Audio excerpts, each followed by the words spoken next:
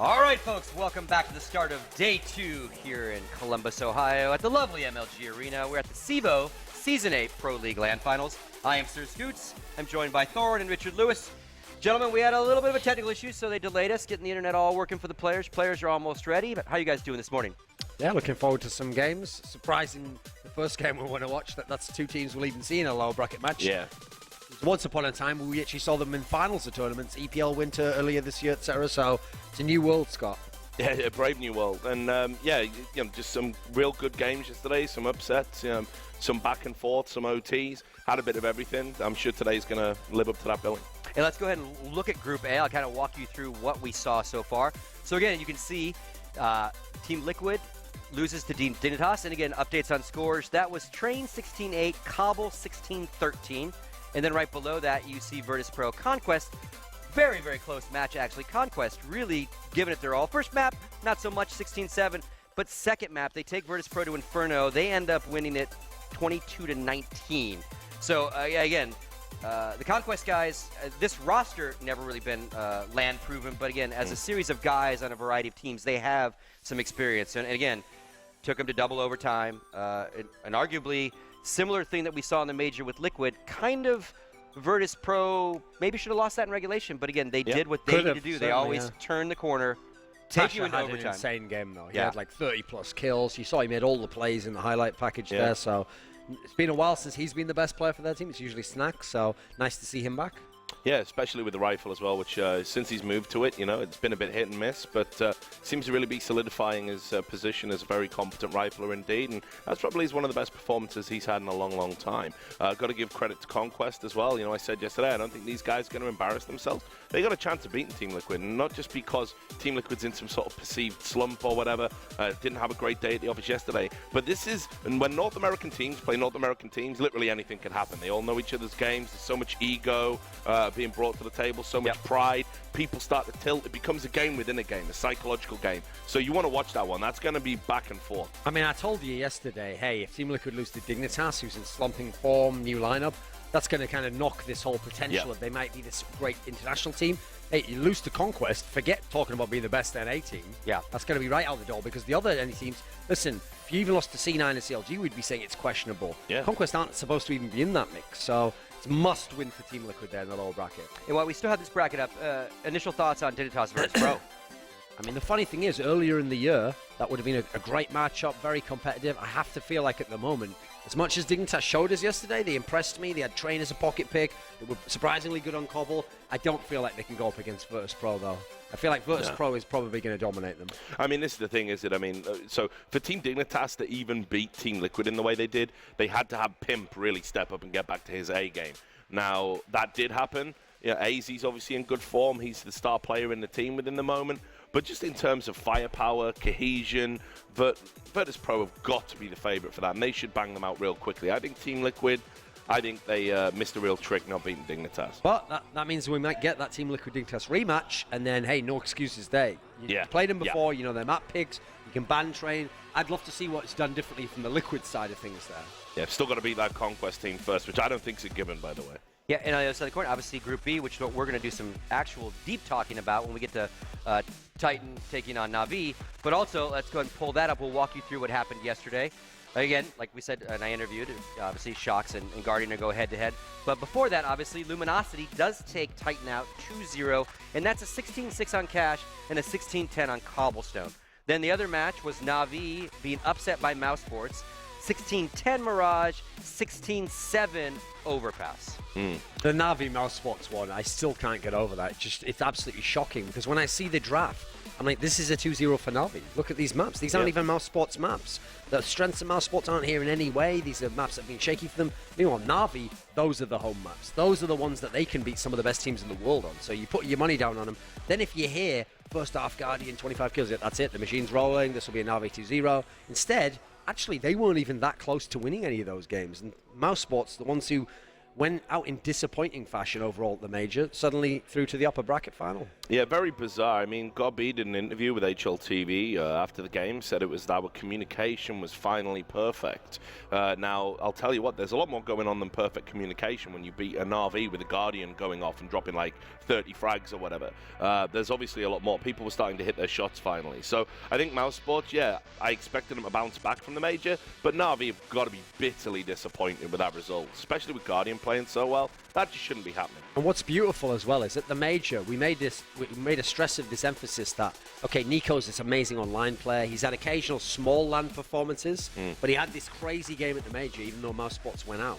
Yep. Now, he showed up in this series. He came along. We saw the highlights there. His Deagle's crazy still. Absolutely one of the most explosive players with that weapon. So that's one of the things where that was always the X factor. Once they brought Nico into the team, if he could become good along with Nex, along with Chris J, now you've got a real team. Now you've got firepower on your side. So it's starting to get figured out. It's not quite there yet. I still want to see how it goes, but starting to figure itself out now. And obviously that sets up a very interesting upper bracket final here, because now you've got an upper bracket final where it would be a surprise for either of these teams to go out in first place. But if you're Luminosity, it's like, hey, suddenly you've got a pretty good chance to go out in first place. Yeah, and the way Luminosity played against Titan yesterday, like, I've become a real big fan of Luminosity. Obviously, I predicted them to beat Titan. If you told me Shox was calling, I would have gone for the 2-0 rather than the 2-1 prediction I made, because that just doesn't work historically, and we'll get into that later. But Luminosity right now, they're the team that's on point, on form. They're almost like the team that's going to annoy everybody in NA, because any excuse you want to make about an NA team you support, Luminosity disprove the theory. They disprove it. They show that hard work pays off. They show that, hey, you don't even need the most skilled players individually. If you can just get it all, if you can get all the parts firing, it works. They are basically, I'm sure NA would like to ignore them if they weren't so keen to appropriate them and support them. So Luminosity, I mean, again, I think, yeah, sure. We'll see if Mouse Sports' result against Na'Vi was a fluke or not, but don't take your eyes off the Brazilians. I think they're going to go far in this tournament now. Yeah, and again, talking to a lot of the teams, you know, they often like coming to America for a variety of reasons. You know, our portions of food are incredibly stupidly large. All these things that I take for granted that they go, oh, Mexican big steaks. for lunch, I'm loving it, buddy. So a lot of them like the experience, but what a lot of them like about this particular tournament is if they get first or second place, and this is no offense to CEVO's online play or anyone's online play, they get a ticket to come back without having to deal with the online play. Yep. And again, like, their schedules are jam-packed, so if they get an opportunity to win a LAN berth and not have to do this online season, they're loving that. And the Mouse Sports guys are like, we just want to make it to the finals. We love coming here, but like online is getting really crowded. In a not too distant future, the elite level teams like the ones we've got here, and let's be real, this is elite level. These are elite level teams. 7 out of the 8 teams here were at a major. They're not going to be playing online leagues. Yep. Their time's going to be at a premium. Their value's going to be incredibly high and inflated in 2016. So they're going to be able to pick and choose what online leagues, if any, they play. So that's what everyone's going to be aiming for, and that's how CEVO is going to stay a cut above the others by just cutting that out. Yep. That's actually a really smart play by CEVO. Yeah, and again, it reminds me of like golf. Like, for example, if you win the Masters one time, you get invited back forever. Now, that wouldn't fit in our scenario, but like I like that, like rewarding. And again, especially now when online's getting so like jam-packed of events, right? That's what I mean. I mean, something's going to drop, and it would be a shame if it was CEVO. So we got the Na'Vi roster. Duncan, I'm going to have you do your thing and walk us through these guys. So the guy on the left here, Flamey, unfortunately, when he joined this team, he really was the catalyst for them to become a contender. A team that was winning events in the final here last time, but unfortunately he wasn't present yesterday. He really fell apart. His game was terrible, and so Guardian was kind of left on his own in that sense. The guy to his right, C's, second from the left overall, he's the guy where, in general, he took more of a backseat role to accompany, to rather facilitate people like Flamey coming in the lineup, having more of a star role. But I've noticed, as people like Flamey struggle, as Edward just does average games, that's when C's realizes I have to assert myself now. I have to try and take over the game. Quite a good kind of lurker in that sense if he plays that role. Guardian in the middle, obvious superstar of the team. The way he's playing at the moment, his team hasn't done well at this tournament so far. He might be the best player in the world. He's playing absolutely phenomenal Counter-Strike. He's back at a level that when he reached it in the summer, we thought, wow, how long can this last for? He's gotten back to that at the moment. So very, very explosive, amazing AWPer who just, I mean, he can take on a whole team. He really can. To his right, Zeus, formerly the in-game leader, famous in-game leader for this lineup, and going back in a 1.6 where he's one of the best players ever. In this team, he's not the in-game leader at the moment because Starix, who stands behind them, a former in-game leader and teammate of his, is doing the calling. So now he's just back to being a fragger. But what people don't know is, before Na'Vi, before the in-game leading period, he was just a fragger. He used to play as like a middle-ish, third best type player on your team. He's played for Virtus Pro lineups in the past. bunch of Ukrainian teams. Then on the very right, Edward, another veteran of the game. This guy's been playing at LAN since like 2003 onwards, and he's just a young kid. He's a guy who played thousands of hours, many matches. He's a grizzled veteran, and as a result, he doesn't get shaken. He's a guy with great rifle skills, good with the pistols, and he's just a good, consistent player. That's the thing with Edward. All right, and they're going to bring us Mouse Sports, not Mouse Sports, Titan in a second, but where's Navi's place in the world right now, you think, with this roster? That's what's interesting, because before the major, it was so set that the top 4 was going to be that Envious, TSM, Virtus, Pro Fnatic. It's just so set. And he thought, right, well, where's Na'Vi? Unfortunately, Na'Vi were the one team just squeezed out of there. They had the lineup to do it. They had potentially the tools to be in that top 4, but they weren't going to get in, because how could they get past all of these guys? You know, how are you going to beat 2 of them and get to a final? It's probably not going to happen for you. After the major and how they played, you feel like if they could win an event like this, they're right back up there. I mean, they're in a position to be starting to pass a team like Fnatic at some point in time. Yeah, but they've got to show up at this tournament. So that's the key thing. All right, and the other side of the coin, and again, we did get clarification from Shocks that if they lose, they're not breaking up. And also that he is now the in-game leader. Why don't you again walk us through the I mean, the thing is, Scoops, it would be a bit kind of uncouth to say, yeah, we are breaking up if we lose this game. So, I mean, he's better off just saying that anyway. Yeah, we'll get into that tweet, but go on. So, okay, on the left here, the new recruit, Scream, unfortunately hasn't really had the impact that you'd hope for, especially when you see such a hefty price tag attached. I mean, think of like football, American football, whatever. The guy gets the big contract. If he doesn't do well, he gets the criticism, he gets the scrutiny on him. So at the moment, I think deservedly so, people are looking at Scream and going, supposed to be one of the best fraggers in the world, best aimers. Where's the impact? Not there at the moment. Smith's second from the left here. Another player, just no impact. I remember when he was back at Envious and when they were LDLC at the end of 2014, they were doing very, very well. They were one of the best teams. They won the major back then. He was in prime form. He was very good. He would have explosive maps. Inferno was particularly a home for him. He's really struggled since he came back to Titan now. We can kind of see why he's one of the people who got squeezed out the Envious lineup, and as a result, they've gotten better, unfortunately, without him. Middle guy, Shocks. He still does he's on the fringe of star status, I think. He still plays very well. Admittedly, I mean, it's funny that people say this. He does kind of have the team built around him in Titan. I mean, people don't mind Happy being the star when he's got that in Envious, but he almost has to have that in this team. If you don't put Shocks as the star player of this team, you haven't got a whole lot of firepower. To his right, another in-game leader, famous in-game leader, legendary in-game leader, but who's not particularly calling at the moment, because if Shocks is in-game leading, that means existence is just a fragger. Now, kind of similar to Zeus, he has a history and source from being a fragger, sure, but that's many years ago now. We're talking like 6 or 7 years or something, so that's way further back than some of these other people. And as an AWPer, of course. And then on the very right-hand side, we've got RPK, another very, very decorated source player. Problem is in CSGO, it feels like he's played a decent amount now, but really he only played the first 4 or 5, I think it was about first 4 months. Then he came back earlier this year, and now he's played this year. So in total, he's probably only just past a year of total playing time in CSGO.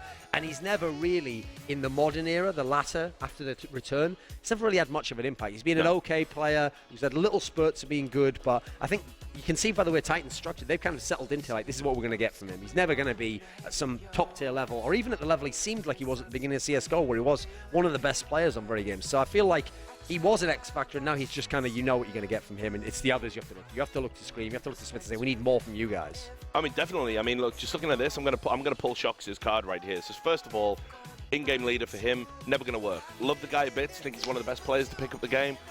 In-game leader, never going to work. And if you watched his strats yesterday, they were all predicated on one thing. You 4 guys go here, I'm going to try and flank, I'm going to try and lurk, I'm going to try and get some wraparound frags, and if you don't execute that perfectly, it makes you look like an idiot. I mean, okay, maybe he's picked up, that Happy does that in Envious, and it works for Happy.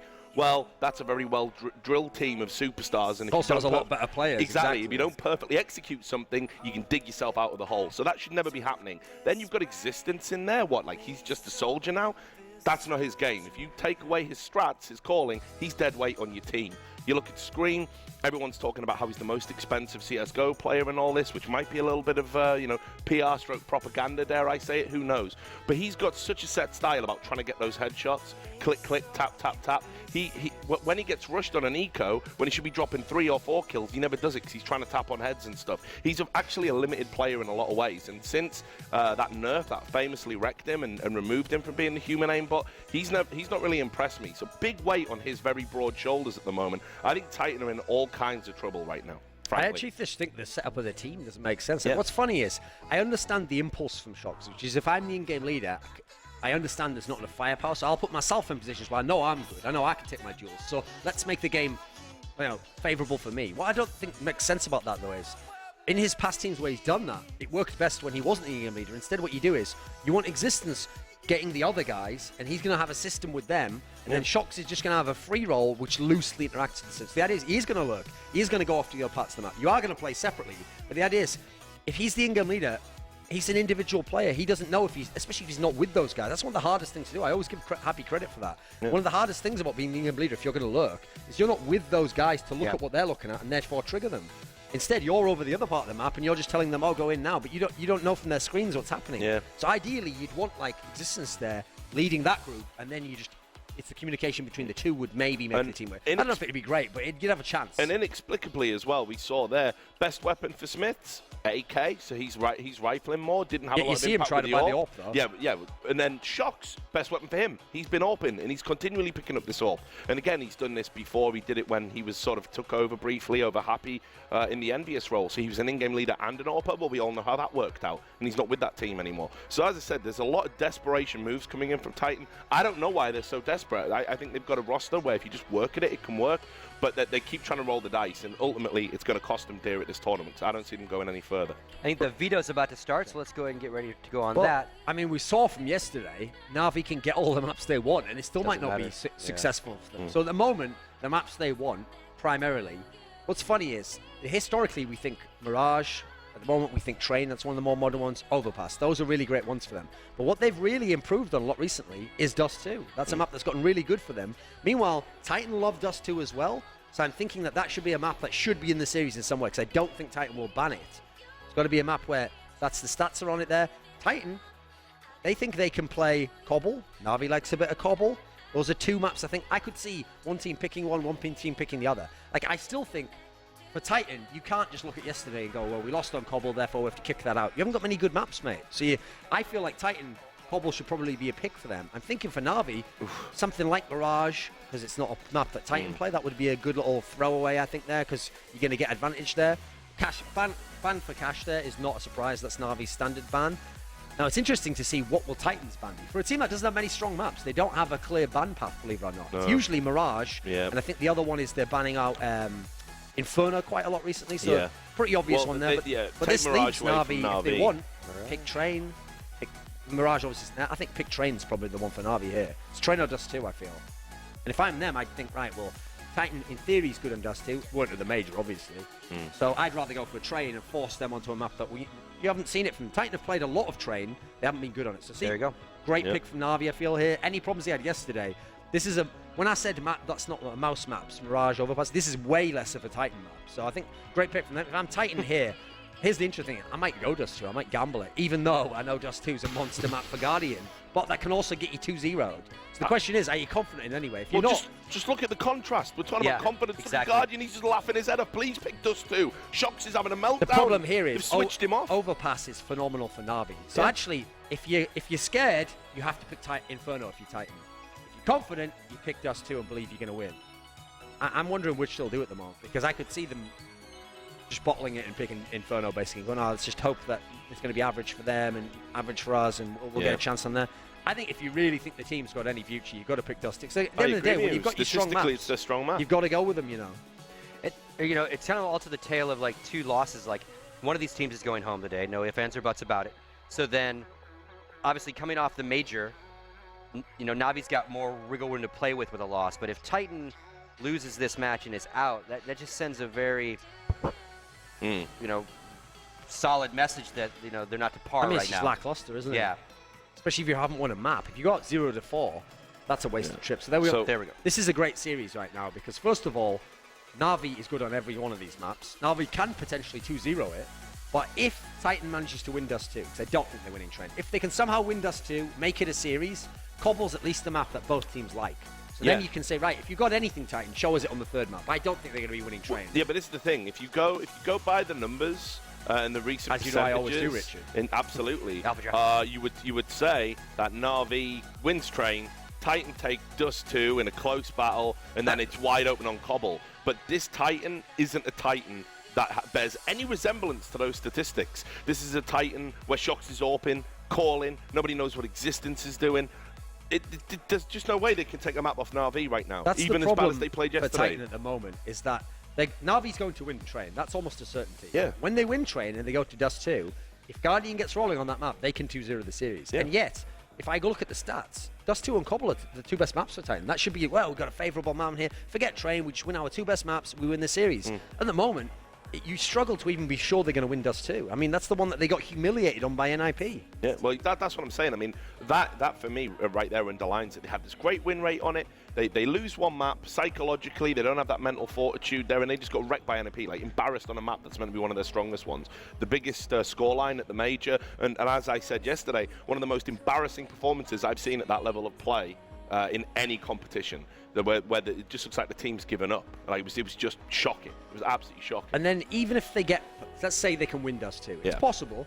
If they get to Cobble, it's hard to be that confident because all the Cobble games I've seen recently, this tournament and at the major, was just all doing work on CT side. Well, if you're a great Cobble team, if that's really going to be a home map, you have to be an amazing T-side team. You have to be able to get those 7-8 rounds. That way you're never in trouble when you're on your CT side. At the moment, Titan really can get 13 CT rounds and potentially lose a game. So that's very dangerous water there, especially going against Na'Vi, and we know how good they are now. And that's the other thing as well. They've moved from this execute-heavy T style, where everything's on point, everyone knows what they're doing. They use the utility really well. They get the Molotovs in, they get the smokes down.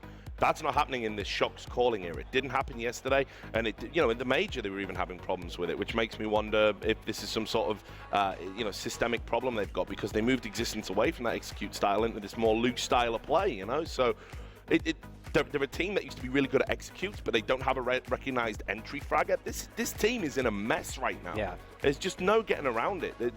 I don't want to. There's nothing I hate more than when I do a desk and I have to just bash someone constantly. I hate that, mate. And I can't find anything good to say about them. Mate. But right now, this is a Titan team that. Right.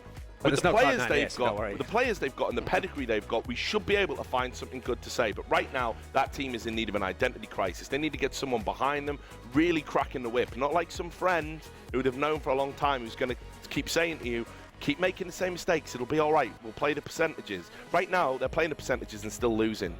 Something's got to change. Predictions.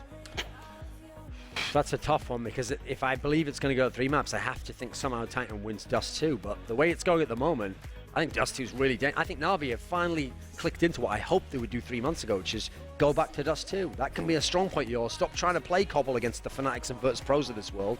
Dust 2 is where you want to be, mate. So I think it's going to be Na'Vi 2-0. Even though Na'Vi got 0-2 yesterday, the way it's going, it should be a Na'Vi victory. Yeah, 2-0 for me as well. I think the Mouse Sports result will probably be an anomaly over the course of this tournament. And with Guardian on imperious form, I just think Titan are going to get absolutely shreked here. And again, we talk about Smiths a lot. You can see some stats up there from the event this weekend so far. Is it all on his shoulders, or really are we spreading the wealth, Here's the problem. when it comes to Titan It's now? not like he has to play well. Exactly. It's that when he plays poorly, he kills them dead. He just does nothing. I mean, remember this stat, okay? So everyone saw the Dust 2 game against NIP, and existence was 1-17. Terrible game. He wasn't the worst statistically for the series. Smiths was below him for the series. That shows how terrible he was on both maps. The problem with Smiths is, if he's going to be in a team, he has to be the primary AWPer. If he's going to be a primary AWPer, he has to take his spots, hold his spots, win his duels. He can't do that at the moment. So as a result, his best buddy Shocks is going, oh, I'll take some of that weight off your shoulder. Yeah. I'll take the AWP for a while. Yeah. That just means then you've got a rifler who's not doing a whole lot. You're making your best rifler use the AWP all the time. So you can see actually trying to pick up the slack for that guy is actually taking away from your strength to do so. So I think unfortunately, Smiths is like a symptom of everything that's wrong with Titan at the moment. Yeah, exactly right. I mean, here's the thing. How on earth can you expect Smith to win a duel against Guardian right now with the form he's in? That's never going to happen. And so when it gets to Dust 2, I mean, Train's an AWP-heavy map, but when it gets to Dust 2, it's going to be carnage. Especially because one of Smith's best maps used to be on T-side AWPing on Dust 2. Well, that's CT side of Dust 2. It was where Guardian wrecks people. So yeah. Smiths is going to be in a lot of trouble if he tries to AWP there. Shocks is still one of the best players in the world in some senses. He hasn't got the vehicle to be. Sometimes you can even see him have a great performance like he did against NIP on Cash. It's thrown away for nothing. But you can still see every now and then he still does win great aim duels. He still does have awesome pistols.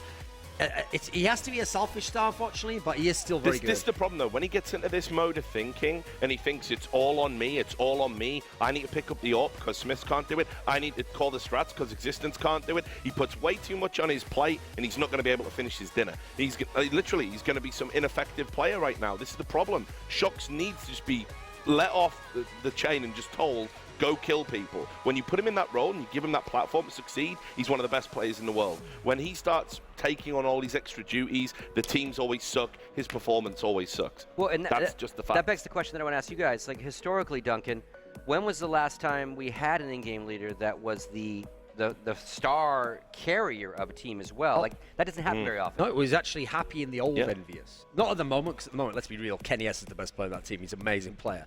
But in the old Envious, the one that was won MLG at the beginning of the year, MLG Aspen, they were technically LDLC at the time, but that same lineup, and then they won the major before that, the best player was Happy in the team, and that's the thing. It's the only time I've ever seen it work like that, where you could be the star. The whole vehicle was to make you work in that sense, but it worked because the other players were fantastic. They were so good at their roles, and you yourself were almost ideally suited to play that role. It's a very, very difficult, fine line to balance, and he doesn't always get it right. So if you have every tool and you can't always make it work, like he hasn't sometimes, when you have a lesser team like this, and unfortunately a team where you're only doing that because you're forced to, you didn't even choose that system. It's one thing if you decide these are the tools, this is what makes sense. If that's just what you're falling back to because nothing was working, then it's a nightmare scenario. Right. Well, the problem you had traditionally with old Titan was that you had this great structure, this great system put in place by a great thinker of the game in the form of this man on the screen right now, Existence, and he would tell everybody how to play. Problem, they had no firepower. So the executes were good, the tactics were good, everyone knew what they were supposed to be doing, but they just couldn't do it because they didn't have the requisite skills. Now, you have a more skilled Titan lineup, so what do? You dismantle the structure. Tell me what's wrong with this picture. I can't get my head around it. What is Existence doing if he's not calling? The problem is, Existence really has reached his final options. Even he's just like, I guess I'll just give up in-game leading if that's what we have to do. Because, funny, fans love Freiburg, right? And when they saw that photo of Freiburg practicing really hard at the major band stuff, they were like, what a worker. Even if he's doing badly, I've got to respect his drive. What people don't know about Existence is he's had so many chances where he said he was going to retire, where he was like thinking about retiring. Could have gone out on top. And he doesn't. He says, right, I want to get back to the top four. I want to accomplish something. I'm not going to retire till I win a major. Going to Star Series Season 12, where he went to the LAN finals, and his team ended up doing all right. They came 4th place at the LAN. And on the second day of the tournament, I came into the centre really early. No other team was there. They weren't going to start the games for an hour and a half. Yep. I saw one person in the whole arena, on stage on his PC, playing deathmatch, no one else in the whole venue. And it was just the Existence was sat there. He's not even an individual player. Just sat there warming up because at that point in time, he'd done everything else. He got the structure, Titan, he got the tactics, he got Kenny S. All he can try and do at that point is just work a little bit on himself. So he was just thinking, it's all I can do. So that was what he was grinding away at. This is a guy where, even though it looks terrible right now, he's still determined to think he can get back to the top, if possible. Here's the thing. If we were talking about a movie of Existence's playing career right now, it'd be All Yeller. He's Yeller. You got to take him round the back and just put him down. Because he needs to move to coach now. Because I love Niak, but he's always going to be a cheerleader type. He's going to be, I want to get you guys mentally prepared. I'm going to put you guys in place so you can succeed. He's never going to offer anything tactical. Existence could be doing that. He could be like the quarterback or whatever, behind them all, telling them how to play, where you're going to go, this is the strat we're going to run, and they could put somebody in there that could actually have damage on the scoreboard.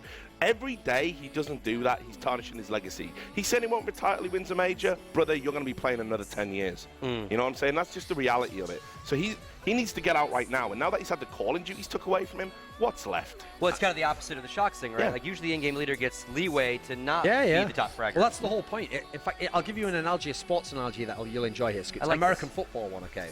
So in the modern day, at the moment, Peyton Manning, is one of the all-time great quarterbacks. His body's shot, his arms wrecked. He's not a great individual quarterback in terms of just his raw skills. But they always make that comment about him. They say he's like the best tactical coordinator, but he plays on the field. And so that's his unique strength. The problem is that was all that was keeping Existence going as a viable player. He had to be the super brain in the game where he would make the most of everything, have the great tactics. So you take that away from him.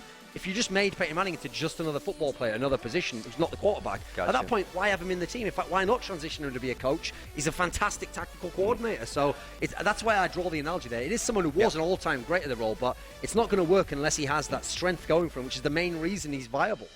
All right, gentlemen, it is time to start. Thank you very much for your pregame. Crowd is ready. We're excited. It's going to be Train. It's going to be Na'Vi taking on Titan. And the bad boys from Bucharest are back. Sadikist, Henry G. Take it away.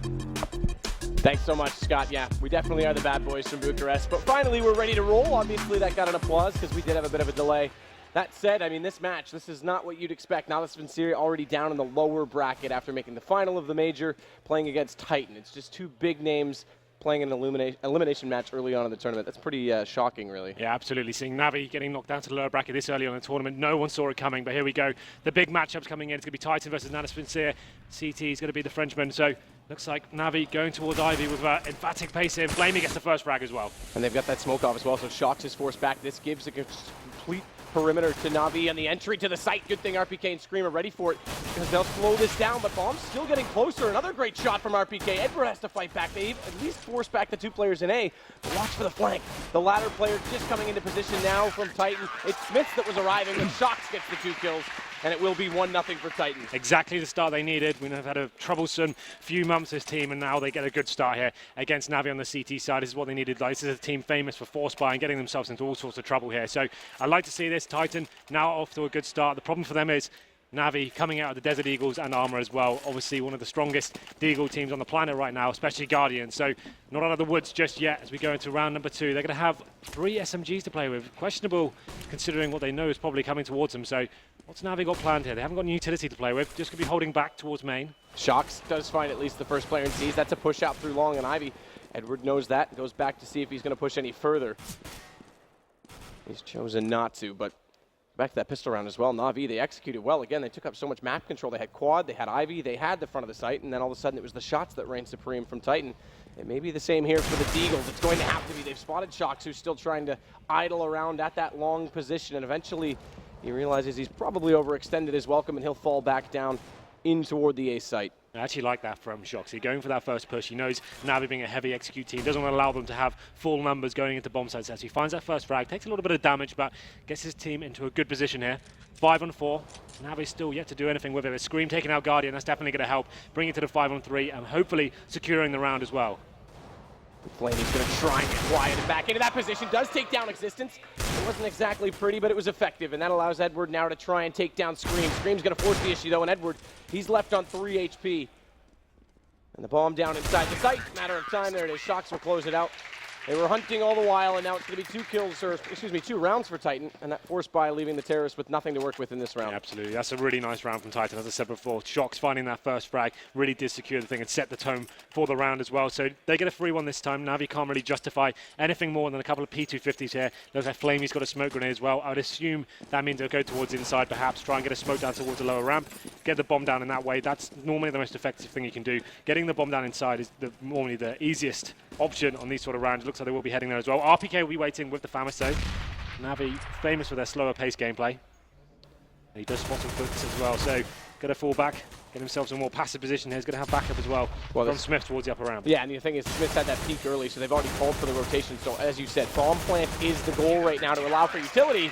Nice clean but round. they just mow them down, and even if they'd managed to get by the first line of defense, they had the second one in play. So a really good read from Titan, but now we do get into the gun round, and we'll see what Na'Vi can come up with. Having forced in the second round and not had a bomb plant yet, it's still going to be very limited. Yeah, in previous tournaments, I've always pointed out Titan of being a little bit too static on their CT sides, not going for information, not hunting the Ts at the start of the rounds. But this time they see like they're not allowing Na'Vi to get in these positions where they can fully execute. RPK going in, spotting feet there, and getting himself decent info and falling back and disallowing the bomb plant to go down. Na'Vi now, after that force buy, don't have the AWP on Guardian, going to have full AKs here. 5 smoke grenades, no Molotovs. Slowing it right down once more, going to be working the picks towards Ivy. It's going to be seized. With Flamey as well, the CTs this time showing a little bit of aggression. Shox is keeping that UMP, he's going to be pushed up towards Ivy. Yeah, By himself though, won't be able to get flashed in. He's definitely in a sort of one and done position. You say that, but they bring Existence back. So he does have a flash, should they want to flash him through, and Flamey and Seized are waiting. There's no smoke on the Ivy either, so Shox just has to wait. There's the flash, it comes in, that call to bring over, it's a trade. Still favors Na'Vi in that situation, but it was the play you exactly mentioned, and now Existence, he's got to take his battle here, and knowing that the smoke's come out on the left, he's gone to the right. Problem is they've double smoked that, which is actually kind of peculiar, because normally, as you see it, you smoke one side, wrap the other, or attack into hell to try and take down the man at quad, of which there is none right now. So this allows Guardian to push up very aggressively toward the A site. Yeah, this is it. He gets out with the bomb as well. He's just setting themselves up to go for the plant here, pushing up all key areas of the map. Sees it towards the end of Ivy now. He's going to have a challenge with Existence any second. I think he just spotted the shoulder. But it's going to be a very passive stance from the French side here as Seas makes his way out towards Ivy as well. Not going to get spotted. This could be dangerous for Titan. This is similar to the pistol round where they have Titan pushed so far back. That kill at Ivy means a lot because it leaves Existence in position. Now Smith gets the second one, and we see Existence. He can push up. He can take the fight to Guardian. Is he going to win that battle? No. Guardian gets back, but RPK's there for the trade. Another nice round there from Titan. We saw Shox keeping his UMP to trying to build that bankroll. Just getting one frag was enough against a team like Navi. Heavy on executes, waiting down for 30 seconds before they actually go into a bomb site. Him finding that first frag and just rattling them at the start, that's really important. The fact that he have a UMP as well, that means so much to him. You see the money rolling in now. Smith still on about 8k. He's going to keep with the MP7. He knows Navi are going to be on a pretty much eco around here. They can probably justify a quasi buy here. Basically means the loss bonus working in their effect. They're about $2,400 coming in, I think. So they're going to have some Tech 9s, Desert Eagles, body armor, got some smokes as well. Looks like they're heading towards the inside bomb site. Probably will try what they did before, maybe a bit more executed, but they're going to have two players towards inside. It's going to be Smith once again with that MP7. It's actually impressive as well, and obviously this time with the pistols you'd expect it, but it's impressive how passive Titan is playing and still picking up these rounds, just winning individual battles that really are in key moments and choke points.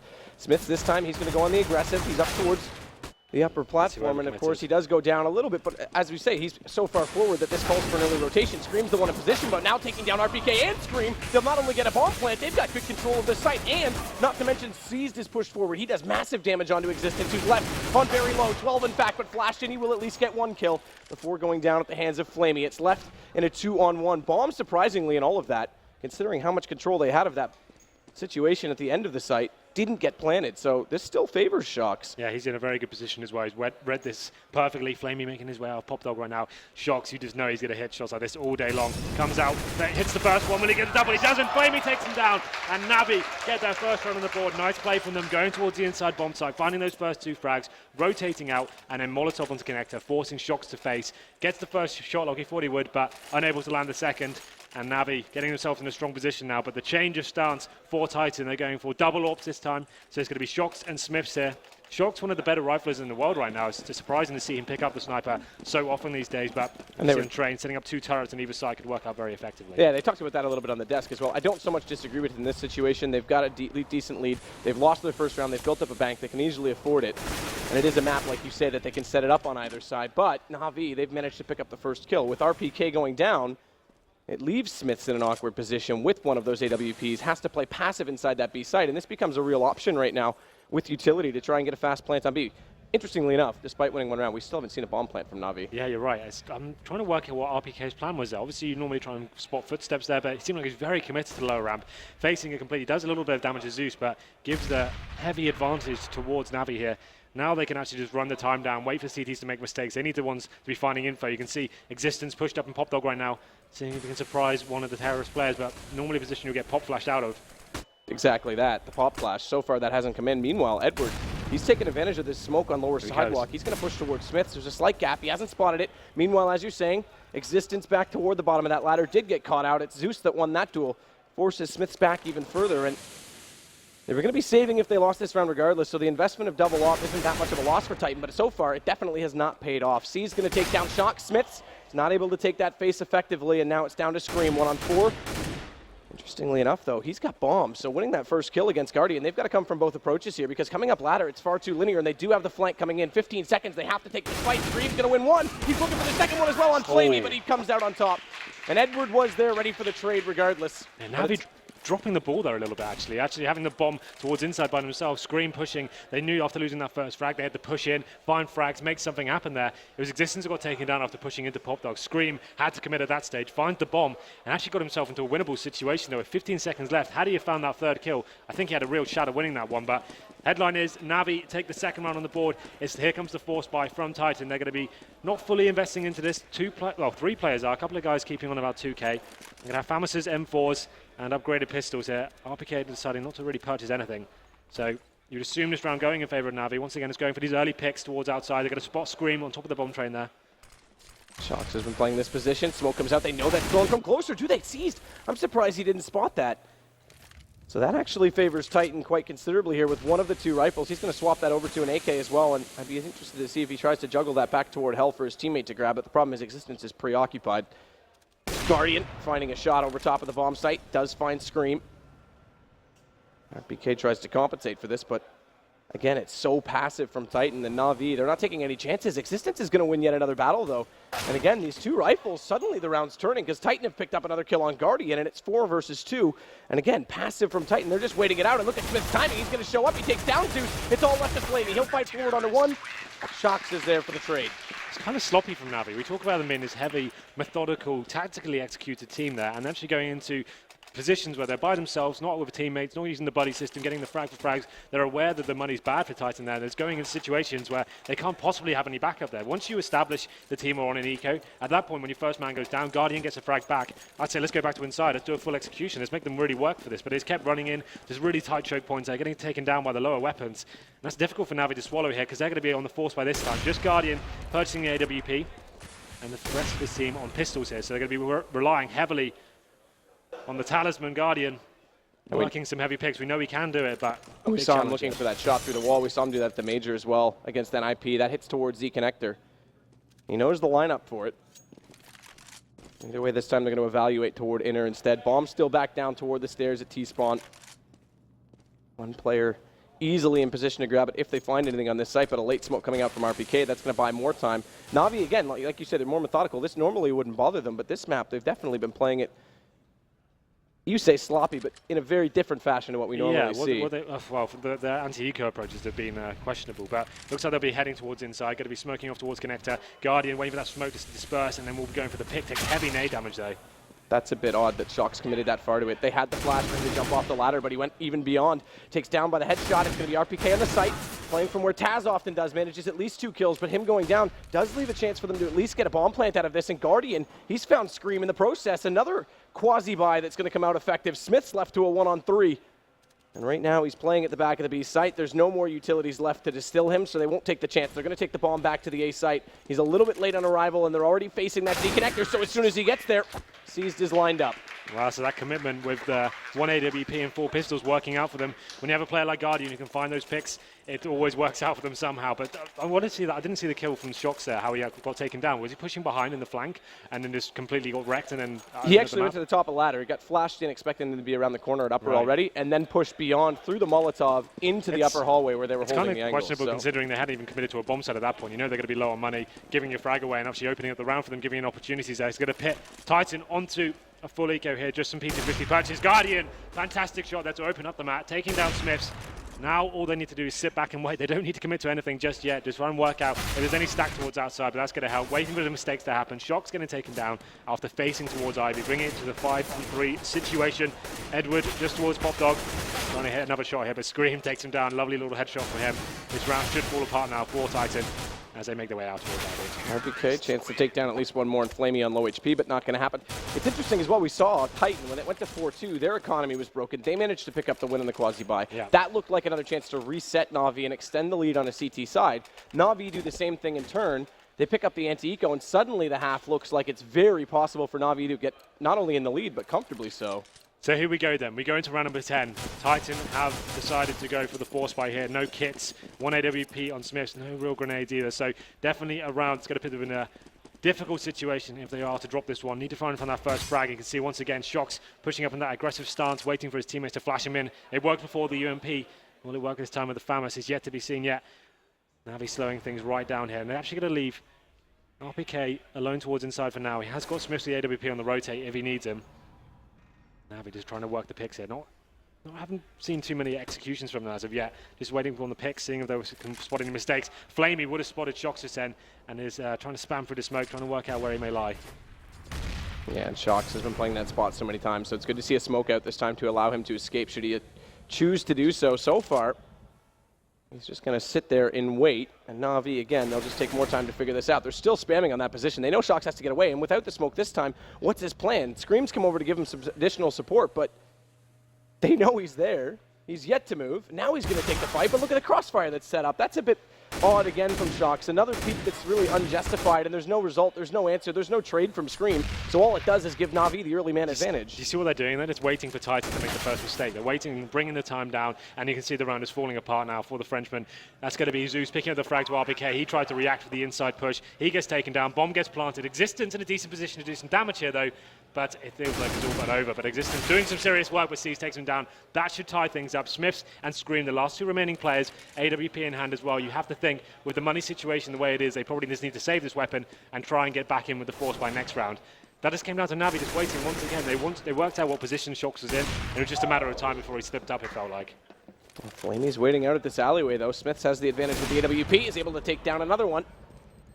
He should be able to save it at this point. Bomb going to detonate. There's still a chance for at least Zeus to be close enough for the battle. Smiths goes to the peak, but now he needs to just stay alive. Hits his leg. He's going to go down. Oh, that's crucial. That is massive in terms of the economy there, like we saw. When you have one player on the AWP and you have 4 pistols, that's actually workable. You can actually make a round out of that. The fact he died and they lose that round means they have about 2k average across the board. It's another round you kind of favor towards Na'Vi pretty heavily going into this one. They purchased some 5.7s, Desert Eagles, but that's about it. I'd assume they're going to try and do something a little bit more aggressive here. Try and get in, try and find that first frag towards anywhere. They can't just sit back and allow Na'Vi to work the picks. As we say that, though, they're going to change their stance completely. Just go for more of a fast inside play towards the upper ramp. This is normally the safest play you can do on the anti-ecos. It's like an angle. It's very hard for the CTs to hold off, and you'll see this right now. RPK boosted up on the train. Not going to really do much to that. And they get a bird's eye view of the bomb side right now. That's what works so well about going on the upper ramp on these anti-eco rounds. Tries to drop down, though, is caught in the end by Smith's Eagle.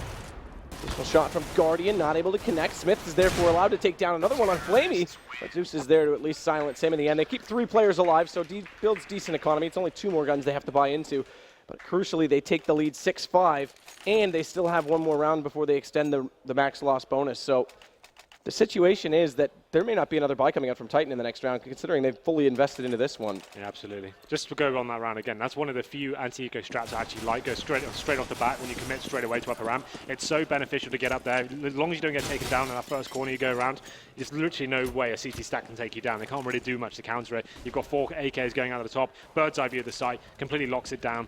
And it's going to pit Titan now in a difficult situation. Na'Vi taking the lead, 6 plays 5.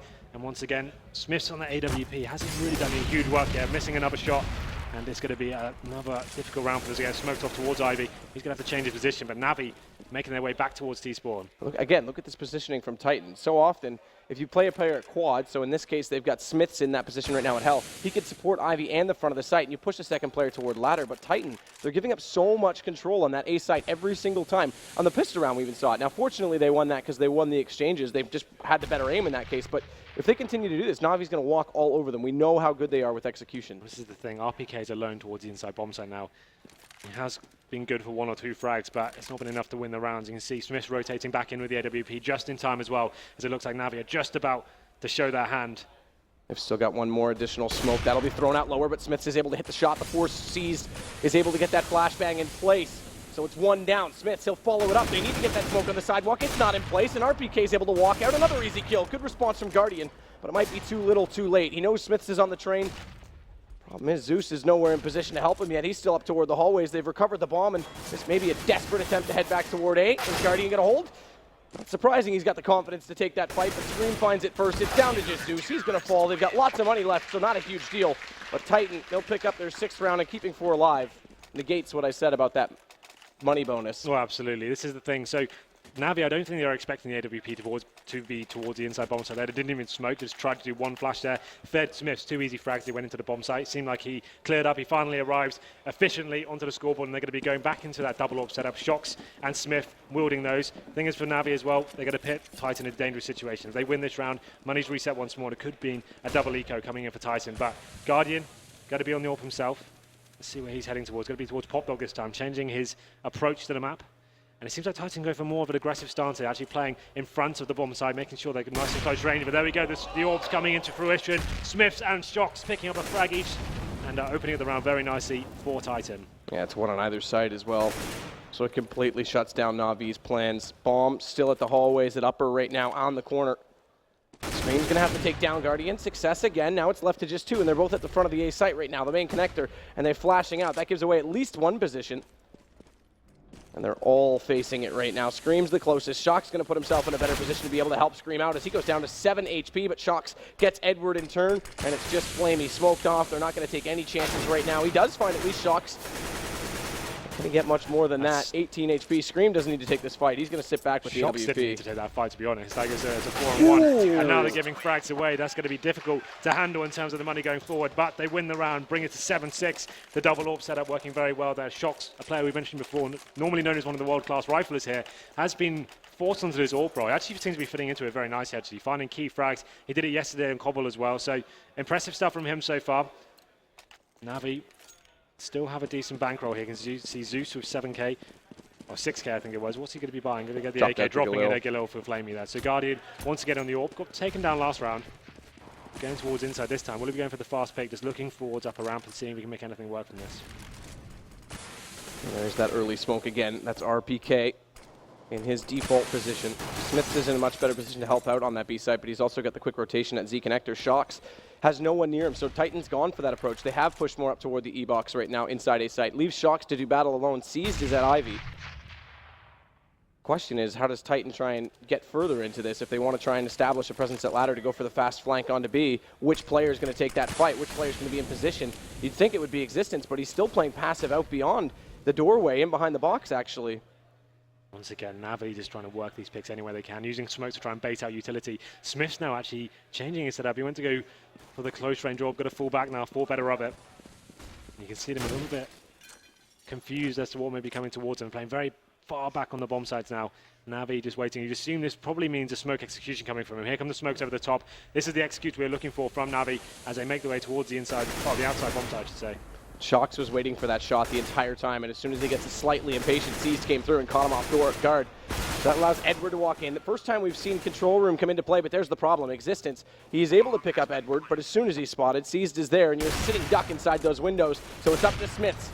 He has to pick up this next kill if they want any chance in the post plant. Seized walks through and finds the kill instead. And although RPK manages to get one, it's not enough. Navi will get their 7th round. Navi doing an excellent job there, just waiting for so long, baiting out all the grenades from the CT side, forcing them to go back into that more passive setup. And when they knew they had the double AWPs wielded as well, you know the team's going to be sat quite far back. So they waited for their time, pushed them back, got this wall of smokes down there. It's very difficult to retake bomb sites when those smokes go down and you have the AWPs that can't really work.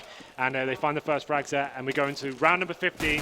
Just going to be Shocked with a rifle here. He's got the AWP once more, but the rest of his team on pistol, so it's going to be all down to him.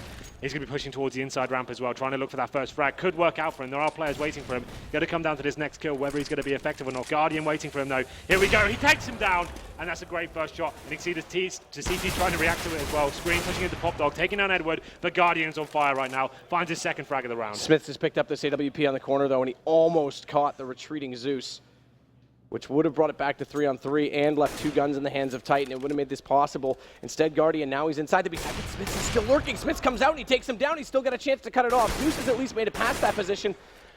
But Navi's got to make the decision. Do they commit to this fight where Smiths is tearing them apart, or do they go back toward the A site, which looks to be the case? As the man advantage, well, it's dissolved. It's now in the favor of the French, and Exists, he's waiting toward Hell. He takes up one, takes down the other, and he's going to close the round himself. It's 8-7 for Titan at the end of the first half. Getting those first 2 picks there, and all of a sudden, Smith's coming to life with the lurk in the upper ramp, finds 2 big AWP frags, funneling the T's out towards the outside bomb site. Existence coming up huge there with a 5-7, a must-win round for them, and making sure they win the half as well. That's going to help them a lot going into this next half. They're going to be on the T side now. A team that's been criticised for being very static on this T side, relying very heavily on the picks, don't seem to have the sort of executions they require to get into this. It's going to be interesting to see how they approach this map now. Obviously, we talk about Shocks being the in-game leader now. We haven't seen him on this map yet with this new restructure, I guess, of him calling. So it's going to be interesting to see what he brings to the table, what new ideas he can have to kind of dissect this Navi setup here. I could expect a lot of aggression from Navi as well. They like to be in your face on the CT side, pushing towards Ivy, trying to get those first picks. So it'll be difficult for them. It's going to be an interesting half. Yeah, Shocks actually finishes with 13, but the ADR's favor of Smiths did Scream. So says a couple things. Says Shocks was either cleaning up kills that his teammates helped out on, or the other people were he was getting individual kills in rounds that they were winning, but the other people were getting kills or damage done in rounds that they weren't. So either way, Shocks leads the way for his team, but Seized, that's a pretty impressive step up for him as well. So it's the 2 in-game leaders on top right now. Seized is one of my favourite players recently. He seems to, in the last couple of months, has been stepping up massively for them. He's one of the guys you can leave on a bomb site anchoring by himself and he'll seem to find 1 or 2 frags pretty much every single time as well.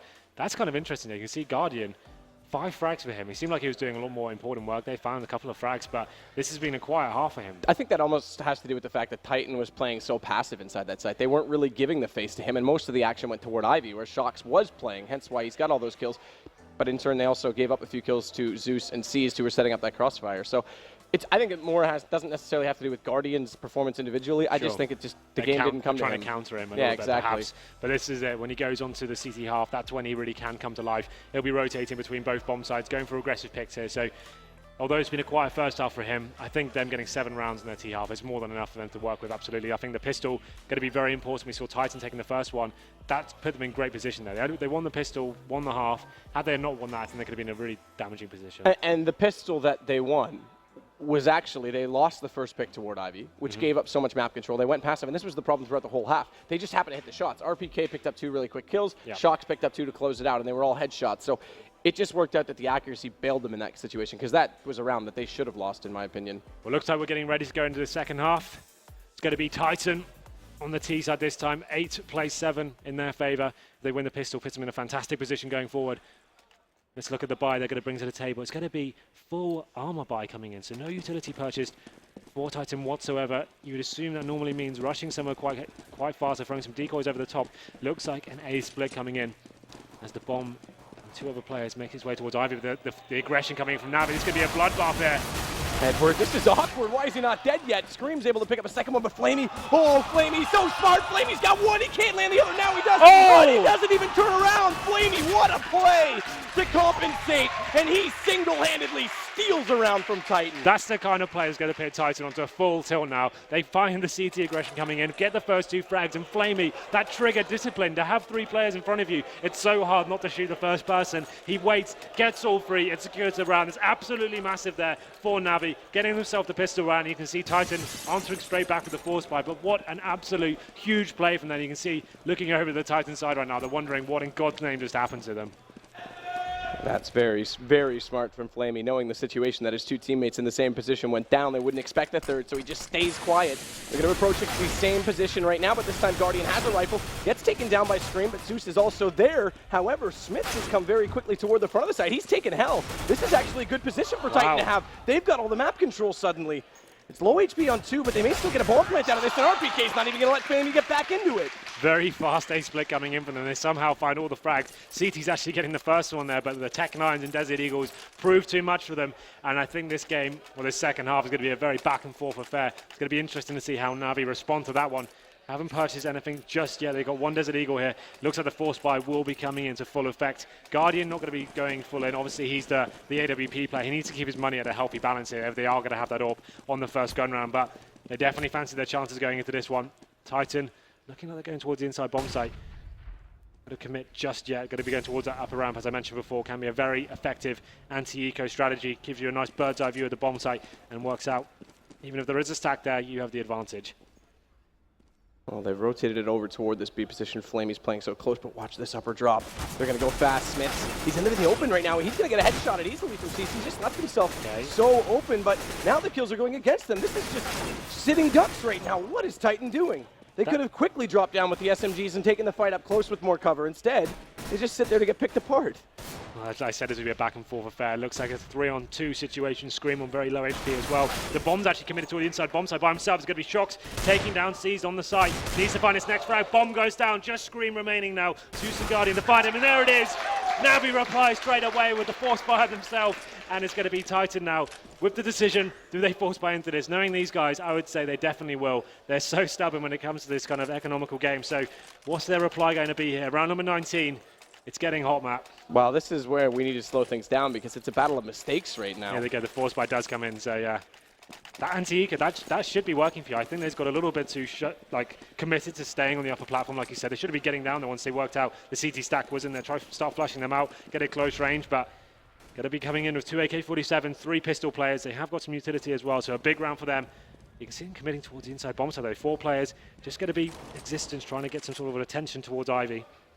And that actually is working as well, you know, because Flame is the only player towards the inside side for Navi so far. Yeah, this is still Titan being a little bit,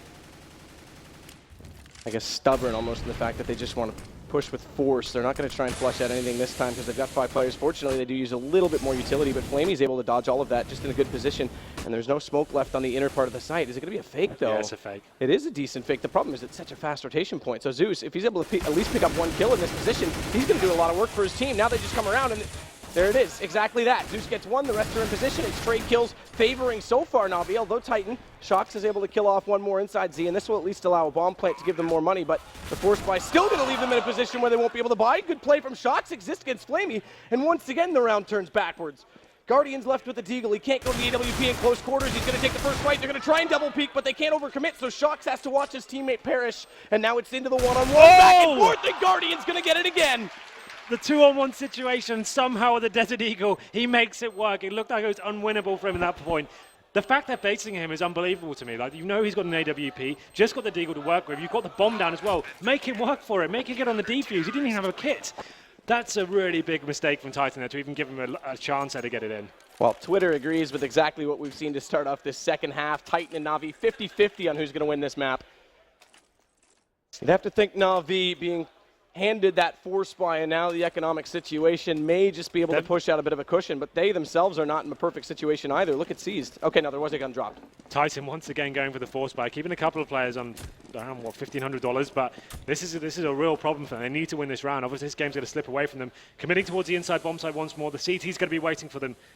Seized and Flamey. Flamey's at the upper ramp as well. He's going a little bit more aggressive. You presume he's going to get flashed in now and go for the face, and he will get the information that all 5 players for Titan are waiting for him up there. And he actually does blind up more than that's the info he kills. Yeah, he gets tons of information. Again, that's the big thing, but he almost could have been able to take down a second player if not for that smoke. That's enough, though. Finding 1 player and falling back and surviving and spotting them all like that, that's so valuable. I'd rather do that than get 2 and die. I mean, look what it's done. Edward's now in a great position, whereas he was more forward in A. He's ready to rotate fast. We haven't seen anyone go for the flank play at ladder, but it may not matter this time. Flamey's going to shut them all down on the site. They're desperate to hold this bomb plant, so that's an important kill from Exist to allow it. But they're still in such low situations. Scream, he's managed to pull this back and release the 1-on-3, but surely he's going to go down, and Guardian will not let this get any more out of control than it already is. It's now going to be a 2-round lead, and again, money starting to favor Titan. Well, this is the thing. Or rather, excuse me, Na'Vi. Yeah, but the fact that Titan's got the bomb down, it means you get an extra $800 per player, and it saves them a little bit. So you will be able to get it by this round. It won't be fantastic. You can see Smiths and a couple of the other guys on about, what, $3,500. So they can get an AK buy in. It's just not going to be the most fruitful buy going forward. A big round for them, as Na'Vi now take 3 in a row. A couple of hairy situations going in their favor. Smith's going to be on the Tech 9 now. Not going to actually have a rifle going to this one. You'd assume he actually wants to have the full utility play going into this. So maybe more of a tactical execution coming in for the French side. Actually not going to be buying anything. He's actually just going to do Tech 9 armor and a flashbang. He had money to get the rest of the grenades, but maybe they're just going for more of a simple play perhaps. Yeah, he's still got 1,600 left over. That's a really weird decision from him. You'd assume he wants smoke grenades, Molotovs, but maybe just going for a simple inside play here. Guardian go for that upper pick. RPK takes him down. That's fantastic for them. You'd assume they're going to go straight towards the inside side now. And the problem is that Flamey's already lost most of his HP on the initial exchange. So Titan, they've got control of the B site yet again. Bomb still not confident enough to drop down from the tunnels, mind you, and it's a fast rotation. So Na'Vi's pulled this back on the simple fact that Bomb was not in play. Good news is they've got Shox evaluating the outer site, and he's taken over most of it. He still has to contend with the fact that Edward's showing up. He needs to take that. Oh, no. That's a huge disaster. He saw the gun barrel stick out. He wasn't on a wide enough angle. It takes down the player with the bomb. He now has to recover that, which allows Na'Vi to get in a better position to shut this play down. He's going to try and hold this plant, but Seized is getting closer and closer, and Shox knows it, so he wants to fight with at least one. Going to spot him up in the corner, but Seized is there, coming from his backside. Yeah, a little bit of a nightmare situation for Tyson there. You saw Shox getting in such good information, getting towards the bomb site, giving the all clear to his teammate, but not holding a wide enough angle to actually protect him as he comes from pop up with the bomb as well. Picks up the AWP, but just gets flanked and pins it on the bomb site, unable to make that work for him.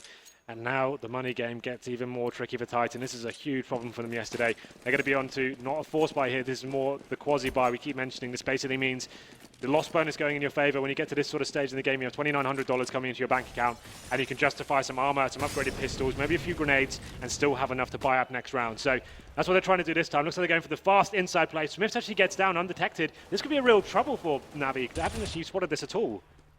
Flamey does at least have an idea that there's someone approaching. Great kill from Smiths. Because now that they've got so far forward in that B site, they won't be able to do anything, Na'Vi. There will be no fast rotation this time. It's already cut off. Edward, he's got one on either side. It's RPK doing the initial damage. You have to save here. Yeah. That's a massive blunder for them, right? They actually left Flamey inside by himself, didn't even presume that the inside rush could even be a thing there. He lets them all into the bomb site, and they've pushed all the way down to connector before they've even had a chance to get info there. And they get the first kill, get the bomb down, and it's an unwinnable situation for Navi. I think this is a wise decision for them. Save the weapons, accept it was a mistake, and just move on to the next round. And the other thing is don't give away any other weapons because they still know the Titan situation is grim, but there it is. Smiths, he's going to pick up 2. They've already got at least 1 M4 recovered in this round. It's a good thing Guardian's AWP denied them of walking up that alleyway because they would have had even more guns to pick up, which just cushions their bank account greater. Navi with an interesting setup there. They're obviously committed towards the outside bomb side. 4 players there, leaving Flamey alone. He wasn't even on the upper ramp. He couldn't really spot anything at all, the position he was in. He's like on top of a train towards the back of the bomb side. Didn't spot a single thing before they even got to connector. So they will be deciding to, once again, run this single AWP setup with the pistols. Guardian going for this shotgun style AWP setup on the lower ramp. It can be very effective, but it's not going to amount to much here, as the French side have made their way onto the outside bomb side. Very fast round from them. Who's limited by the smoke, does take the peek, but RPK's there with the AK-47. Easy shot for him to take. Bomb goes down, and surely this is Titans for the winning. Guardian knows the situation. He had to save in the last, so he'll save again in this one. They need to build back up the money because that was their saving grace. That was what gave them that cushion. And if they throw that away, we've seen that it's pretty dead even in terms of execution and overall fair play and individual skill. So this is smart from Na'Vi. Yeah, absolutely. Like saving the AWP. Like they can't win this round whatsoever anymore. So you can see them. This is smart as well because they've got 1 on either exit point. So if C's picks up a kill here, it's more damage done. No matter which way they go, they're going to confront at least 1 Na'Vi player. C's gets taken down, so it doesn't work out, but still a decent effort. Guardian now just trying to hide for his life towards CD spawn. Will survive with the AWP as well. So I think Na'Vi can justify a buy-up going into this one. Guardian can drop a gun if required. They probably will have to for Flamey. As Titan fight back now. 12 plays 11 in favor of Na'Vi. But Titan looking a lot stronger, much more loose than we normally see them play out. Like I said before, they're quite a static T-sided team on this map, but it seems like they're actually just trying to utilize the star potential they have. Shox, Scream, for example, trying to get them in positions where they can actually make some frags, getting out into bomb side instead of sitting back and just getting locked out of the game with smokes. They're just forcing the issue, and it seems to be working out very well for them. As we go into round number 24 now, Guardian's going to be towards Ivy, should find that frag, but it somehow misses. A rare miss from him, and another as well. Scream capitalizes, takes him down, brings it to 5-4. That was almost a lineup too. How much of a gift could he have been given? Either way, Titan's going to capitalize. Shox now taking Zeus. They've got control of Ivy, and in toward the site they'll walk. Edward needs to be careful. Smiths gets him from ladder, but he could have easily been taken down from the wrapping player toward the bomb site. Bomb's going to be planted again. Na'Vi, they've got to concede another round. It'll be 3 in a row to bring it back dead even on 12s.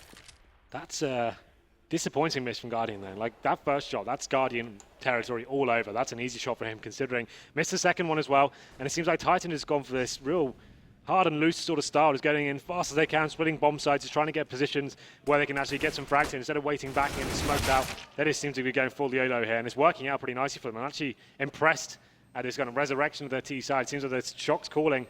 This is where it comes into fruition. It's where it works out for them. Before, when Existence was in charge, they would sit back for like a minute, try and do a full execution. It'd be too late, wouldn't get a bomb down. This time it's getting in and actually making their big players work for them. And there we go. Scream, 2 frags. Smiths and Shox picking up 1 as well. Flamey does survive with the Famis. But it's bad news for Na'Vi going forward. They're going to have a difficult situation here. Guardian still has 7k.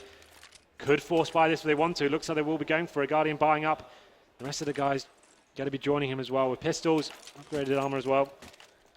Edward trying to not invest too much in this round. He's going to keep it at about 2200. So it's all going to come down to Guardian once more. Going towards that lower ramp. The interesting thing about this is Titan. We've called them out in various games, even over the last 2 weeks, where they've been force buying so much that they're giving up rounds. You think about the game against NIP, where they clearly could have closed that out like 16-4, and they gave it up. Watch Lucy, he's going to get pushed. But this time it's actually worked. They've managed to break the bank. They've managed to hold on long enough, and now Titan look to maybe potentially even take the lead as Guardian has the AWP and another decision to make. And it's a fairly clear and obvious decision as well. He's going to stay passive and see if he can at least take them down on the approach, but it's a matter of holding on to that big green AWP, which of course with skins is not green, but you know what I mean. They know what you mean. Well, Guardian now given his position away, they know they've got the orb, and the money that Titan have right now, they can probably justify going on the hunt looking for him. Getting the bomb down towards the outside site. Once again, they're kind of playing with that kind of envious mentality right now. There's going 4 people in one position, a lurker towards main, and is trying to get in as quickly as possible and work as a little fragging unit there. Even if one person gets taken down, you've got your teammates there straight away to get the frag back. And it's working perfectly. Maybe this is what they needed to keep that just loose play style going forward and allow these big players to post the numbers here. It's just going to be a Guardian remaining towards above Pop Dog, and Smith's on the hunt there. You can see him lurking towards that area. They know where he is, flashing him off. Yeah, they know they need this gun. He manages to hit one. That should be long enough for him to escape. He runs down ladder.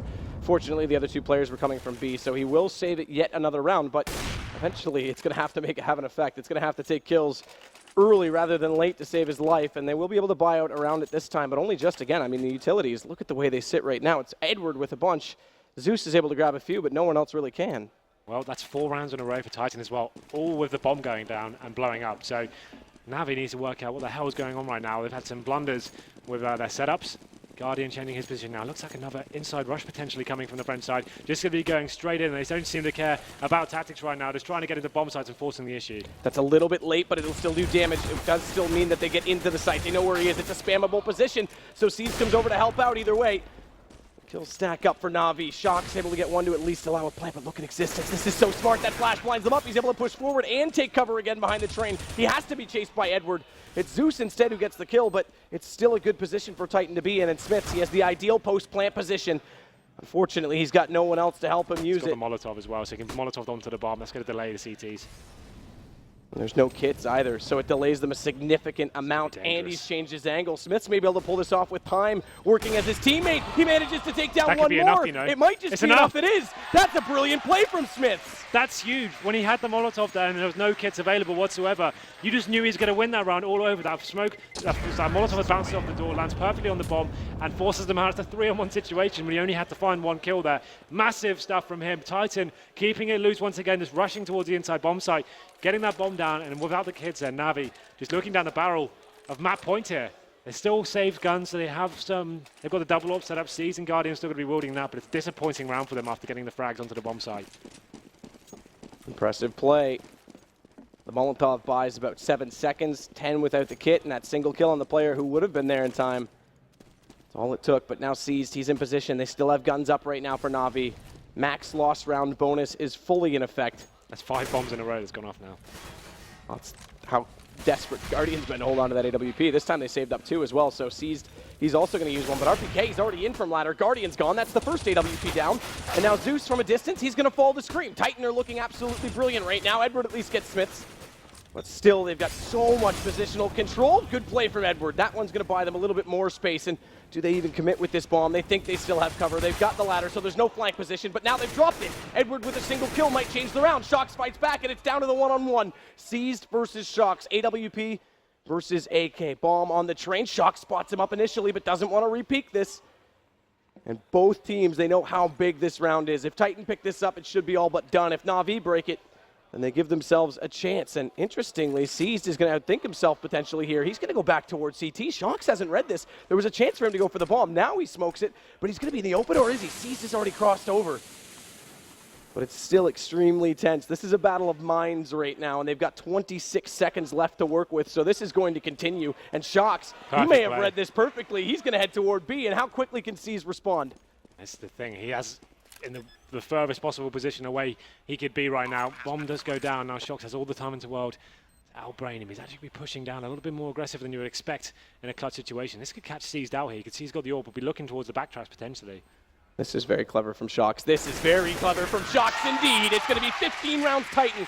And the first map, they've got full control of it. 1 round to go. Shox with just so much time to play with there. Seized didn't really have a chance at that point. When he didn't spot him towards outside, he didn't have any intel as to what was going on. Took the gamble towards outside. Shox, as soon as he got that bomb down, he knew that round was over. It was such a nice play from him. And it puts Titan to map point now. Na'Vi need 3 in a row to stay alive on this one. And Titan coming in with the AK buy once again. Smiths with the AWP, and the problem is for Na'Vi, they don't have Guardian, and it looks like another fast play going towards the outside bomb side. They just seem to just want to get out there and force the issue as quickly as possible. This is what's been working for them. Fortunately, this time they don't pick up the first kill. It does go Zeus's way, but look at RPK. He silently climbs the ladder, catches them off, and Scream's there to take down his biggest threat. But Zeus, he's now got 3 in the round, and he couldn't ask for 3 bigger kills. They need to hold on desperately to this, as it is a 2-on-2 situation. Guardian can't reign supreme. It's Scream to get the kill. Flamey's got it into a 1-on-1, but not only that, look at the bomb. Directly in front of him. So much time to play with once again. Shox off the back of one huge 1-on-1 victory. Can he do it again? They really don't want to lose this one. They don't want to try and stretch it out for any more time. So just going to be trying to feel out the map a little bit. Flamey towards the pop dog area. Those are the bombers as well. Just going to keep checking that every 5 seconds or so to see whether it's been picked up. Money's still good on Titan, so it's not like they need to force the issue on this 15th point. Shox can make his decision and play this in a low-pressure situation. Rather the opposite for Flamey. If he goes down, it's over. And we move on to map 2. Like you said, he was checking it initially every 5 seconds, but now he's going to get even more passive because he assumes that Shox has been checking everywhere else, and this is the only place left to go. And now they'll peek, now they'll face. Flamey's not able to connect on the initial shots. He's on 14 HP, and Shox has him limited. Not only that, he's throwing out the smoke, so he's definitely completely narrowed off. 18 seconds. Shox stays to fight it in case Flamey pushes through, but now has to commit to the bomb plant. There's no time for the fake. Flamey's going to push out. But again, Shox still has the upper hand slightly in terms of HP, but ultimately it's one bullet. Whoever connects first, both on the same weapon. And as the bomb does get planted, Flamey's got a kit, but still needs to evaluate where Shox is. They're going to find each other yet again, but still no connection. Flamey tries to smoke it off. He's going to force the issue, and he will pick up the kill. We're going at least one more round. What an one-on-one game that was, a battle of the minds, and Flamey somehow coming up on top, odds against him completely. Once he got down to 14 HP, he was smoked out of position as well. He forced Shox had that one completely tied up, and it's such a massive round for them to win as well. Look at the money towards Titan. They're going to be in a difficult situation going forward. They can get a buyout just about, but Flamey delivering there massively. Yeah, 2 straight rounds. Shox was in a long battle of wits in a one-on-one situation. So much time. If he had picked up both those to close the game, what a story that would have been for Shox, but Flamey coming out on top. We go to 15-13. Money this time starts to matter for Titan, because if Na'Vi pick this up, then they will be on an eco, and it'll force potentially overtime just like that. But we have seen a good number of quasi-buys and ecos turn out all right in this game. Zeus going to open this one again. Na'Vi with the first kill. That's how it started last time, and in a similar fashion, Titan get the next 2. They need to follow this up, but Titan's got Guardian. And now surely it's enough, because the positions for the counter-terrorist sides right now are so far away. No pop flash in. Smith's able to quick the quick shot. And Flamey, the last alive, has at least one, but can't hit Shox. He will close it, and it's 16-13 in the end for the French. So impressed by this Titan setup today. It seems after yesterday such a poor showing for them, and it seems like they've been revitalized, kind of had the discussion of what kind of play style they're going with, more of an envious loose play style, staying together, getting the frags and allowing their best players to shine, and that's exactly what they did. It was really, really impressive for them. Some big players actually doing the clutches, the force buys working out for them for once as well, so it's good to see them bouncing back, at least taking down Na'Vi in the first map. The thing is, it's not over yet. They still have a campaign to go on Dust 2, going to be a much more difficult prospect, I feel. Yeah, and what did the night bring, Shox? Because they're not done just yet, but interestingly enough, the runner-up from Cluj, the last major, last weekend, have now lost 3 straight maps to teams that went out in the groups. That's absolutely true. It's really weird scenes here going on for Na'Vi. What is going on? They seem to haven't really adjusted to this LAN setup yet. Guardian had the very quiet first half there. One of the MVPs of the entire tournament inclusion. Now he seems to have got here. Hasn't really shown the same sort of level. You can look at this either way, I suppose. I'm not going to code it in either direction. I'll leave that for interpretation. But Na'Vi didn't leave Cluj. They actually stayed there an extra day, flew straight from Cluj to here, have been here an extra day, therefore. Take from that what you will, but they were the only team not to return home after the major. The headline here is, it seems like Titan have kind of thrown away the rulebook of CS. They're not sticking to that existence play style of doing the heavy strategies, trying to work them out, work the picks. They're just saying, okay, we're going to go here, 4 of us will go here, you go over, hold this position, normally existence, and then they're just getting out of positions, and they know Na'Vi are playing so passively, they're actually not getting challenged at all. They're getting out into the bomb sites before anything's actually exchanged. Bomb goes down, it comes down to a clutch, and their big players are stepping up and actually winning these clutch situations. And it was, again, you're right, the passive play from Na'Vi. We saw that from Titan. It was different approaches, though. Titan was able to take over the site from the ladder and the main connector, whereas it was the opposite. It was Ivy that was the issue when they were on the defense. So slightly different approach, but similar setups. Again, you said it. I think that this is just Shox calling. It's just a much faster style. It seems like yesterday everyone was saying it was a bad setup, but now he's kind of come to life. He's worked out what he needs to do. And I think we're going to send it down to the analyst desk now just before we get ready for map number 2, but don't go anywhere. We'll be back very soon.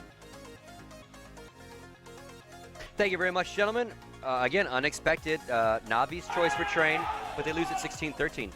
Well, look, instead of the bad boys from Bucharest, they should be called the Knee-Jerk Brothers. It's one map. It's one map. I wonder what was coming out of your mouth there.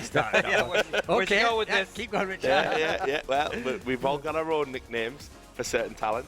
But look, here's the thing. I don't think this is necessarily like an amazing performance from Titan. Henry described it there as them ripping up the rule book or whatever. Look, they haven't ripped up the rule book. That is this. The problems with Na'Vi. This is a map they should be winning with their eyes closed against anyone.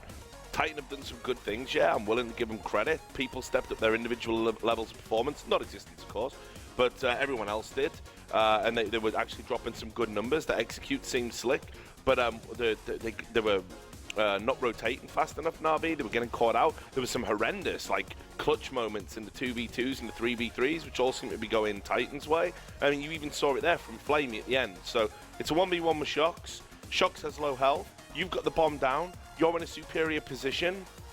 Just chill. just chill, play for sound, wait, bide your time. He's peeking, he's panicking, he's all over the place. And Flamey was their top fragger. So here's your Navi box got scores. problems.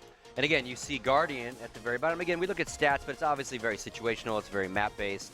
What side you start He was on, playing et cetera. okay. His problem was when he was on CT, you saw oftentimes he was just left 1v3, 1v4. It's nothing he can do in that scenario. He has to try and save the orb. It's worth so much money.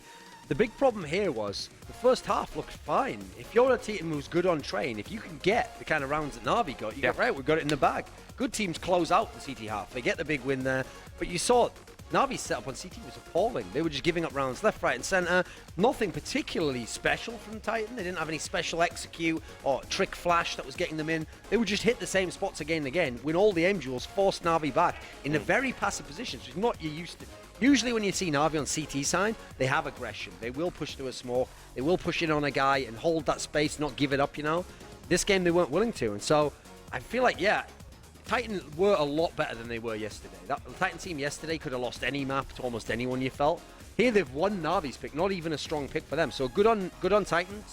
Smiths, who we criticised, had a good game here. Yeah. Much improved. Well, I mean, but Na'Vi looked terrible. When it was tied up, and this is where it all goes wrong. So it should have been tied up at 13-13.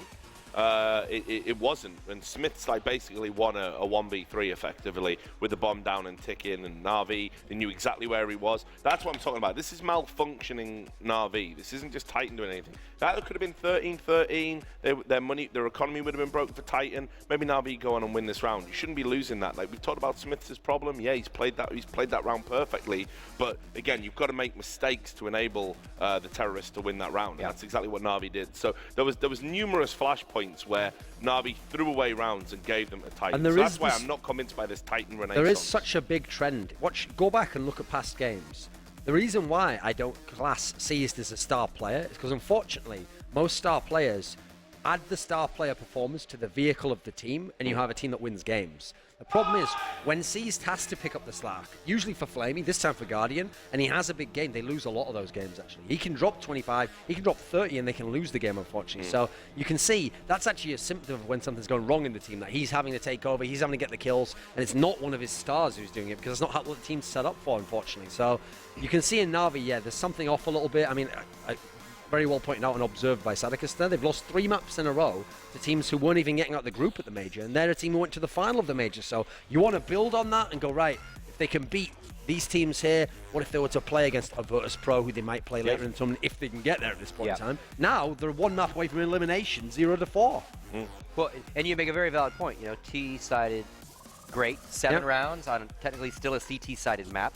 They start strong. We've got a BenQ play of the match here. It's going to be that flaming 3-kill on the pistol round. Yep. And again, so they even start the second side rolling and doing exactly what they're supposed to do. Yeah. But it seems like just like with Envious at the major, they just couldn't close this map out. No. And here it comes.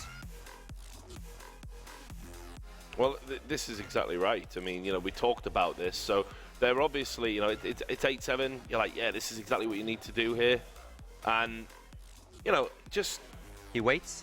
So bides patient. his time. This was like probably the best part where he looked really composed, and you know, so now you've got the pistol. This is it. This is the platform you need. Like Na'Vi, traditionally, they're going to shut you out on CT. They play aggressive. They close off parts of the map. They keep you guessing, keep you on your toes. You can never get into a rhythm as terrorists. They didn't do any of that, but they started the half with the pistol. That's exactly what they needed. Yeah. So it was again. A lot of question marks about what's going on with Na'Vi at the moment. And again, something about the French and pistols, because again, they then turn around and force and win the next round. Yeah, of course. I mean, Turn that's the tide right thing. back. You've noticed, we've pointed this out when they were playing badly at the major. For some reason, Titan have brought over with Shocks and Smiths from Envious that mentality you just force by all the time. Yeah. Now, they can't make it work as often. In fact, sometimes it really does mess up their whole game flow, but they got it this time, and obviously that messed with Na'Vi because Na'Vi's on the CT side. They're trying to build their own economy. They've lost pistol round, so yeah, we're going to see that in this match. That's certainly a new element to Titan that we didn't have so much before. Now you have to be worried about Na'Vi because, like I said, Train was supposed to be the surefire win for Na'Vi. Dust 2, Na'Vi can still win, certainly, but that probably needs a great Guardian performance. He hasn't necessarily had opportunity to go off yet. Meanwhile, Dust 2 is supposed to be one of the best maps for Titan, so maybe Titan can 2-0, which is the one possibility I hadn't considered because I didn't think they would be able to get Train, but much improved. Yeah, I mean, that's the thing right now. So obviously Titan, they're coming into this with this big psychological lift. Navi haven't even won a map here in the States right now. So they're really up against it, got their backs to the wall. You know, Duncan was talking about how, like, Edward's unflappable. You can see he sat down right there and he's just looking, deathmatch and getting warmed up. He understands the task in hand, and it is a big one, because if we're looking statistically, Titan obviously have a very good record on this map, but I still think there's that capacity to capitulate from them if Na'Vi can get off to a good start. If Guardian goes ham here, I mean, Na'Vi is still capable of posting a cricket score against Titan, even though we've seen nothing of that here at these CEVO finals. Yeah, I definitely don't think, because of how Trainer went, you go, right, well, take both teams there, the form they had there, the way they were playing there, and just put them in a new map environment, it'll be the same way. That doesn't tend to happen. Like, it certainly could be the case. They reset, they come back, Guardians going ham, they win CT side so heavily, they just take this map outright. That can certainly happen. We can go into a third map here. That's why for Titan, you can't take it for granted. Like, right, now we'll close the series out 2-0. It's going to be hard work. But they did show us good things on that first map, especially Smith's coming alive. If Smiths can play well in this map, they can 2-0. Well, this was the point, wasn't it? We highlighted the importance of your AWPer going off on Dust 2, and obviously Smiths, we've said, has been one of those weaker players. Smiths, though, he picked up his slack on Train, so now he's got to go head-to-head with Guardian on a map that's traditionally been Guardian's playground. You know, is he going to be able to have the same level of impact? Remains to be seen. I'm still be backing Guardian to come out on top. Whether that's enough for Na'Vi to win, though, you know, more questions. Yeah, and again, we always talk about we like best of threes. Oftentimes, this kind of group format is a couple best of ones, and then maybe the decider's best of three. Yep. But again, almost anywhere else, Navi's out.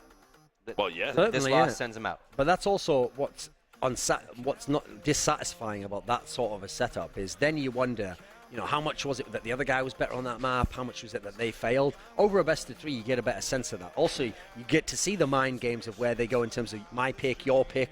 Anytime you can win the opponent's pick, you make a great statement towards it. That doesn't tend to happen in the best of one format because you're just taking maps out and then random selections taking you one for you. So that's what I like about best of three. It sets up a lot of storylines. It like gives you chapters to the story where it's back and forth, and then it answers a lot of questions at the end. You don't tend to get those answers from best of one, unfortunately.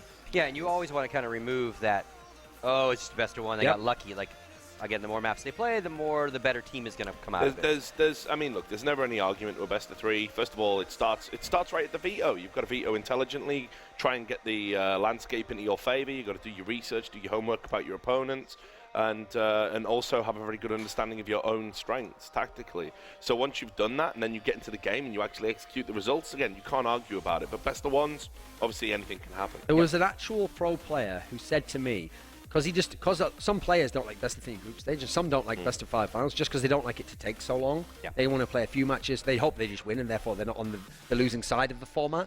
And what he said to me really was, the reason why you should just have best of one is because every series ends up as best of one anyway. What happens is you win your map, they win their map, and then you go to the third map. Well, have you watched this tournament, mate? It's 2-0s all over the place. Yep. That's what's great about the format. They're picking a map, and you win it off them still. You get to show I'm actually superior than you. I've gone from my end of the map pool to your end, and it's all my maps. I was there when you had that conversation on the train. Yeah, real surprising outlook. I mean, because as you can see, people can do a number on each other's maps. We've just seen, I mean, this is actually, in terms of upsets of the tournament, I mean, this tournament and an upset in general, definitely one of the bigger ones, because there's nothing in Titan's locker that says they should be beating Na'Vi on train. So again, and general form even says they shouldn't be able to beat Na'Vi. So Na'Vi fans might want to look away from their screens, because this could get X-rated. If Na'Vi go out in the lower bracket, having not won a single map here in Columbus, Ohio, they need to get right back to the drawing board, I think. Okay, well, we're going to take a quick commercial break. When we come back, we're going to finish up your thoughts on possibly the last map, and then obviously talk a little bit maybe about the third map if it goes that far. We'll be right back, folks. Make sure you vote, tweet us, all that good stuff. Get something to drink, get something to eat. We'll be right back.